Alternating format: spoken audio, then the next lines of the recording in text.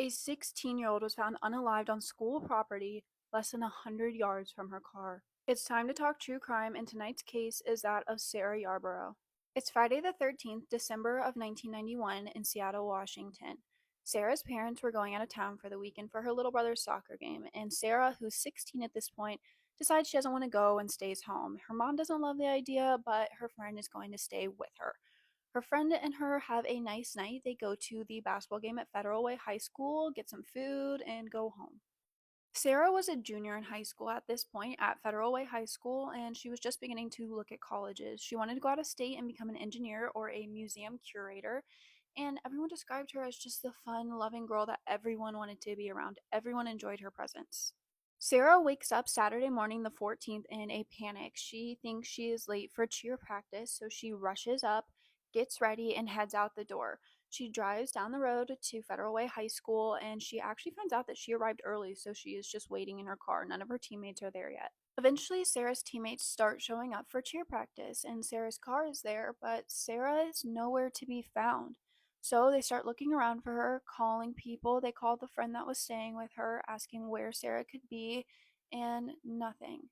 But an hour later, a gruesome discovery was made, and Sarah's body was found less than 100 yards from her car on school property. Drew Miller, who was 13 at the time, had a sleepover with some of his friends, and they wake up in the morning, have some breakfast, and him and another friend decide to go skateboarding at Federal Way High School, just a couple blocks from home. They're playing in the parking lot, breaking ice, going on their skateboards, when they see a man staring at them from the bushes. This obviously creeps them out, but they would go over there after he walks away. He's still within distance of them when they discover Sarah's body. They look up and see the man still standing there staring at them. They bolt home and call 911. He just stopped because he's standing up in the middle of the bushes at that time in the morning. What's he doing there? It's pretty creepy. And then, for whatever reason, he just walked out of the bushes and started walking the same direction we were. Authorities get to the scene and discover Sarah's body exactly where the boys said it would be. She had her drill uniform, which had Sarah on it, so it did not take long to identify her. She even had her hot hair curlers still in, which just shattered me. She was just a girl. The authorities immediately believe that this is an SA-motivated attack. She had had some of her undergarments removed and placed next to her, and her nylon stockings were found around her neck. They look in her car, and it didn't look like there were any signs of a struggle. Her breakfast was still sitting on her passenger seat, so they believed that she either knew this person or willingly walked, or they had some kind of mechanism to get her out of her car.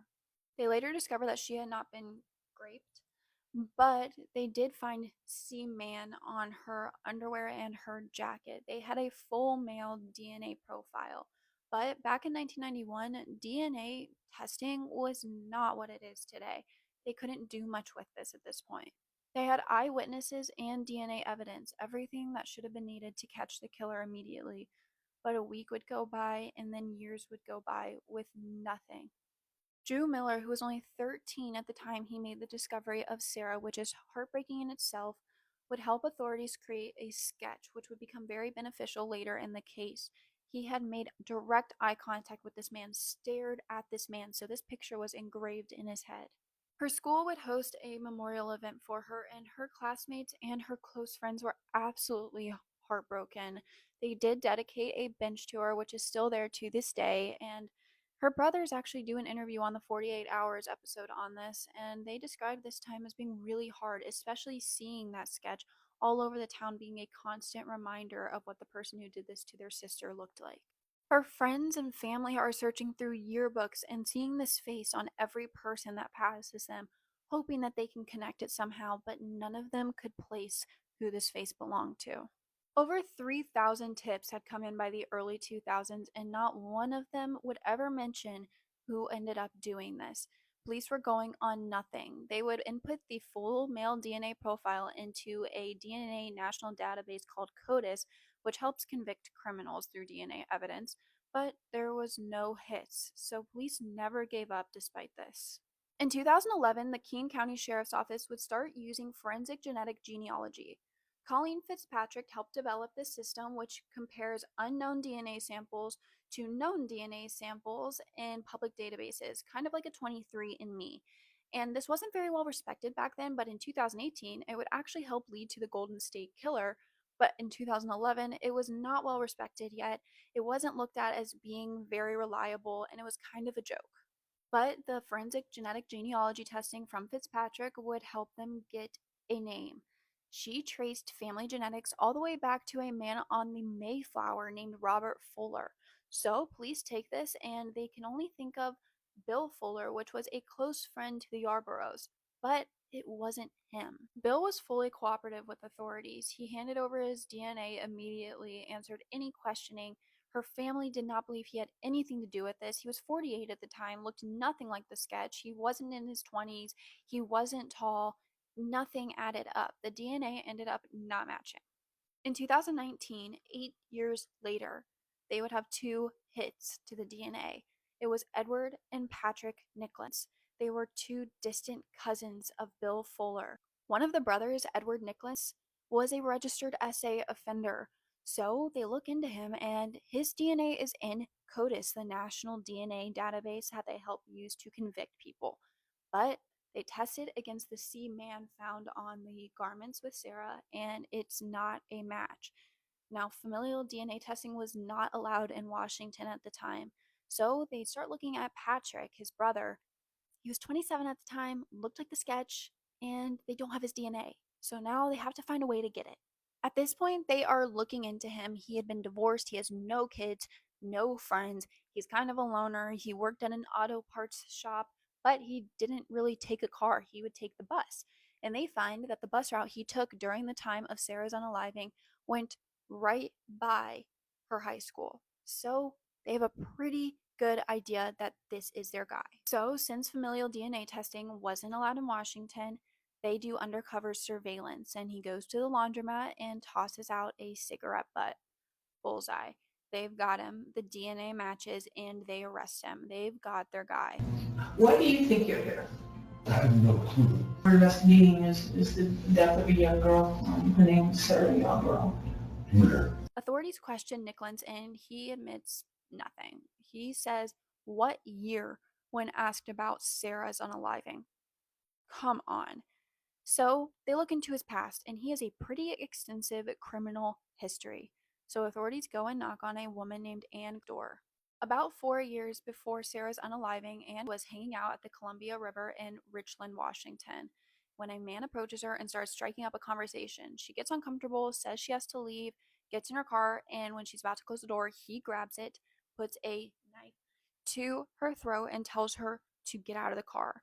So they go down to the riverbank, tells her to take her clothes off, and this brave woman runs for her life and calls authorities. He seemed normal, kind of friendly actually, just friendly. I had asked him if he'd done any water skiing yet because he said he had just moved to town, and he said he couldn't swim. We got about halfway down the bank and he told me to stop. I ran and dove in the river because I was thinking he couldn't swim. Swam as hard as I could. Swam for your life. I swam for my life. This idiot, Patrick, introduced himself to Anne, thinking probably that she wouldn't get away from his grasp. But this brave woman did, and authorities would arrest him a few days later and discover that he had, at this point, 2 convicted SAs and an attempted SA. So she testifies at his trial and asks for him to get the maximum sentence, and he gets 10 years, right? But little did she know he got out in 3.5. The system absolutely failed in this situation on every single account. He got out in 3.5 years with 3 SA charges on his record, and he never once submitted DNA, so that's why he wasn't in CODIS. Anne had no idea he had gotten out in 3.5 years, and what's even worse is he would have still been in prison on the day that he unalived Sarah if he would have served his full sentence. Come on. Patrick's defense attorney, David Montez, tried to argue that the forensic genetic genealogy should not be allowed because it wasn't fully reliable, but his DNA matched the DNA on Sarah's garments.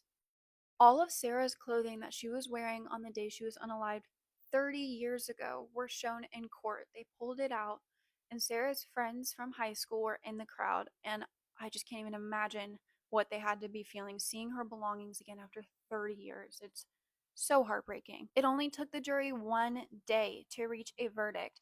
They found him not guilty of premeditated first-degree unaliving. I can imagine how it felt in court for her friends and family to hear the words "not guilty" read out by the court.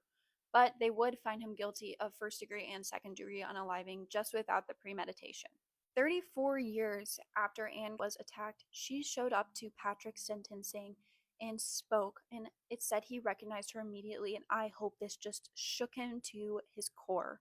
What a brave, amazing woman, and I love that she showed up to advocate for Sarah's justice. Or see my face or hear my name ever again. We rely on a system of justice that is designed to protect us from predators like Nicholas, and this system failed me. It failed Sarah, her family, friends, and countless others. I ask the court to please not make the same mistake. Sarah's friends and family also gave their impact statements at Patrick's sentencing, and she just seemed like an unbelievably amazing woman with such a bright future ahead of her. She was clearly so loved, and I hope she rests in peace. Patrick had essayed 5 women, and it was actually asked of the court to give him extra time for all of his other crimes. They gave him 46 years. Sarah's family and friends had to wait for justice for 30 years while he just got to live his life. I don't think this is right. I think the court system failed in all aspects of this case, between not taking his DNA, not giving him his full sentence. I hate it. I will say that it's pretty amazing that authorities persevered for 30 years to find Sarah's killer and bring some peace to her family. It's also amazing that Colleen Fitzpatrick's technology and advancements helped do this. It's amazing, and I'm pretty impressed because a lot of cases don't get this kind of attention. This case is a great example of how unjust the court can be in this situation. Anne did everything right, and he ended up only serving 3.5 of 10 years, and she wasn't even notified that her attacker was back on the street. Sarah's unaliving was in the time he should have been in prison. It's unbelievable and just goes to show that these situations are not handled well. I hope the system improves.